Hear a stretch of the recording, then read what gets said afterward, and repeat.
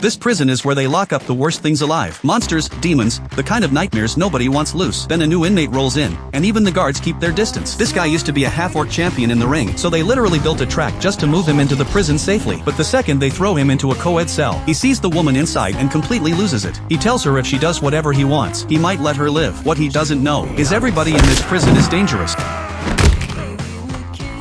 For these inmates, the only thing bigger than escape is the one pardon they hand out every year. If they can convince the council, they get their freedom back. Jake grabs that chance and starts telling them how he got here. 20 years earlier, Jake joined a spy order. Back then, an evil race had already worked its way into the royal court. Before winter came, they gathered all the townspeople for a huge ritual. The high priest kept chanting, and people in the crowd started noticing the sky looked wrong. They still had no idea it was a trap. Then the priest raised a horn and shot up toward the sky. Clouds of blood-red mist filled the air and got sucked into the horn. A second later, it came pouring back down over the crowd. Once that mist got inside you, it ate your soul. The people closest to it realized something was wrong first, but by then it was already too late. Anyone who tried to run got stopped by the red-robed wizards. Jake was sent to gather intel on them. After years of undercover work, his people finally captured the leader of the red wizards. But when Jake finally made it home, the others had already gotten there first. They came for revenge. By the time he got through the door, his wife had already been cursed. His youngest daughter only survived because her mother hid her inside a cupboard. To keep his wife from turning into a zombie, Jake cremated her that same night. After saying goodbye, he was crushed by guilt. He quit the spy order and put everything into raising his daughter. But once the job was gone, Jake had no clue what to do with himself. Then, right when he was at his lowest, an old friend found him. They were both at rock bottom, so they teamed up. Before long, they were flat broke, barely able to afford food. So Jake started stealing. Then one day they met a wizard named Megan and agreed to work with her. The plan was to break into the royal vault and walk away rich. Megan wanted the legendary horn. Jake wanted a stone tablet carved with that horn because he thought it could bring his wife back. But the second he picked it up, the web stuck to it triggered the alarm. Guards came rushing in from every side. Megan fired off a spell and dropped a few of them, but she didn't realize the archers above had already boxed them in. With no time left, she used time magic to stop the attack, but as the spell got stronger, the teammate covering their escape didn't make it out.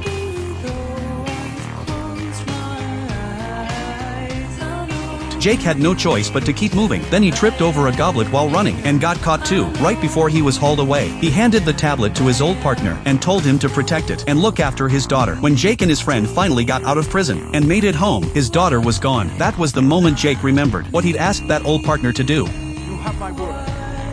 Later he sees in the paper that the guy has become a lord, so the two of them head straight to the city, planning to get the tablet and his daughter back. Instead, they find out he teamed up with Megan and sold them out. The second they realize they've been played, they confront him on the spot, but Megan's magic slams them under a carpet. Even though he's the lord of the city now, he's still just Megan's puppet, so Megan orders a secret execution immediately. Right when the captain is about to do it, the woman stalls him with a question, while secretly prying a loose stone out of the floor. Then she turns it around